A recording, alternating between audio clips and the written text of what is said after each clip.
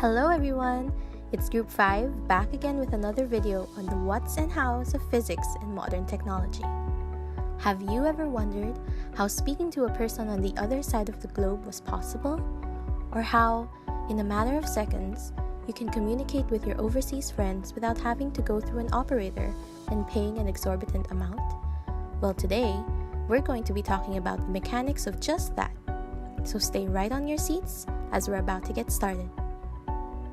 In 1877, Alexander Graham Bell made the first long-distance call during a lecture from Salem, Massachusetts, to Boston, which is 18 miles away. The phone Bell was using in his demonstration was what he called his long-distance telephone. It was a wooden box about 10 inches by 10 by 8 with a hole in the front. The caller would speak and listen through the same hole. Thomas Watson had devised a thumper that was used to signal the receiver that a call was coming through.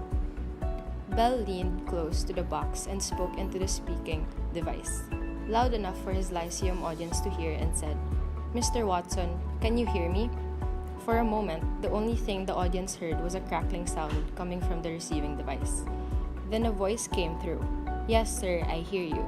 It was also when the first news report by phone was printed on a paper in the Boston Globe. Then, in the times of the 70s and the 80s, making any sort of long-distance calls had to be routed through a human operator at the central office. You'd pick up the phone, the operator would be alerted that you wanted to make a call, and then she'd connect your phone line to whomever you want to talk to with a piece of wire. The operator would connect to a special long-distance office through a special line, where another operator would connect your call to the long-distance office of the city you were trying to reach. The operator in that city would connect you with the exchange for the person you were trying to reach, and finally, an operator would connect your ever-extending line to your friend on the other end. The initial operator on your end might do all the legwork while you waited, and she would ring you when your call was ready to be completed. When mechanical switches began to be used, first the local operator and then the whole system was replaced by switches and eventually computers. Today, the process of placing long-distance calls is much faster, far less expensive, and more efficient. The biggest difference between today's system and the way things used to work is that phone offices are no longer connected by copper wires, but rather fiber optic cables buried under the ocean that transmit a digitized version of each caller's voice. By using apps like Skype, Viber, Facebook Messenger, and WhatsApp, people like us can connect to someone on the other side of the world in no time. The entire transaction requires billions of dollars worth of computers, switches, wire, and fiber optic cable, and it all happens in a blink of an eye. Now you may be wondering, how exactly do our voice messages get transmitted through the internet? In order to know more about this, let us first discuss how information is shared through the internet in the general sense.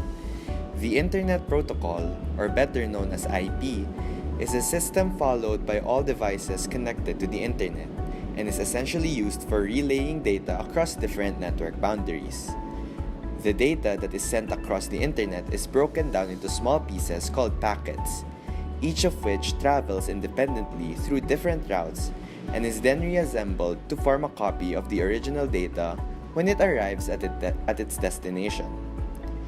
Each internet-connected device can be identified by a unique number known as the IP address, which is essential in the transmission process. In the same sense that someone needs your mailing address to send you a letter, a remote device needs your IP address in order to send data to yours. So now that we know more about this, we can now proceed with what a VoIP is. In the same way that regular data gets transmitted across the internet, our voices also get broken down into packets and are transferred through routes that are set up by the VoIP. VoIP stands for Voice Internet Protocol and is a system that makes use of other protocols, namely the H.323 and the SIP, or the Session Initiation Protocol. These protocols set up a communication route between two IP addresses, the senders and the receivers, across which the actual telephone call data can be sent and received. Free internet calls that uses the voice internet protocol is divided into three systems, namely packet switch network, nodes or routers, codecs. Packet switch network. When it comes to internet calls that utilizes VoIP, the data being transferred is grouped into packets which are then transmitted through a packet switch network. Each packet consists of a header and a payload. The header contains the information needed to direct the packet to the right destination, while the payload contains transmitted data regarding the actual intended message. Packet switching and network is used to optimize the use of the channel capacity available in digital telecommunication networks, such as computer networks, and minimize the transmission latency and to increase robustness of communication.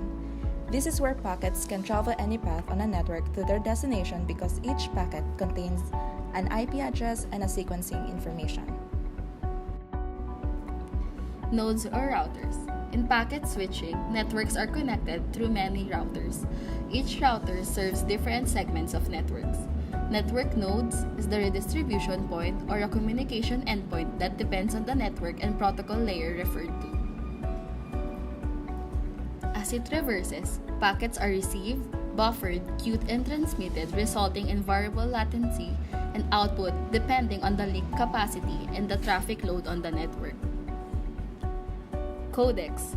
Codec is short for coder-decoder. It is an algorithm used to encode data.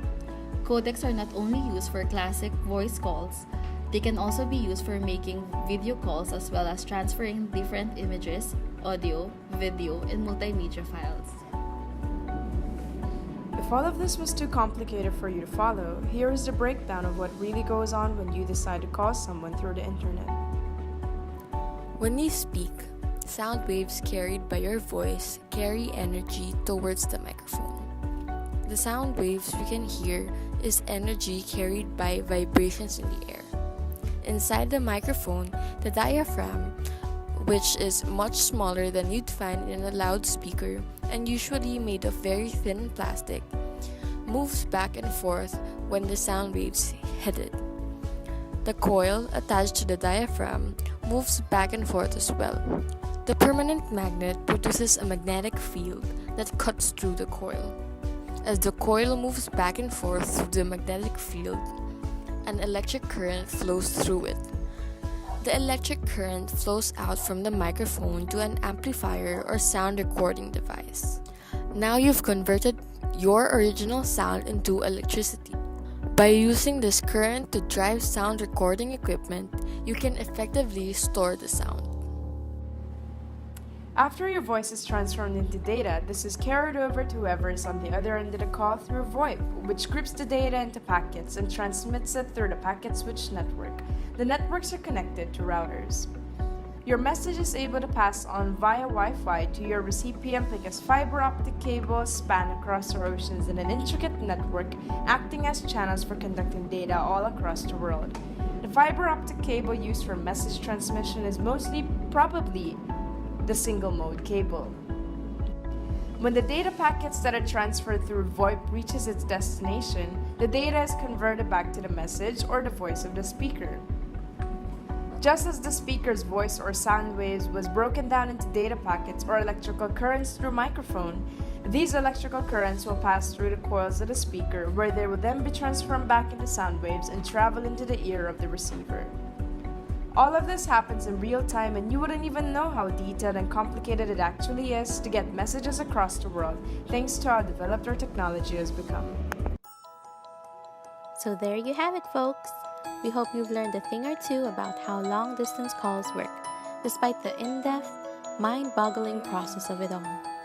The next time you pick up your phone to dial an international friend, we hope you'll remember this video, as you might just appreciate the wonders of modern technology a lot more. Thanks for watching and see you next time!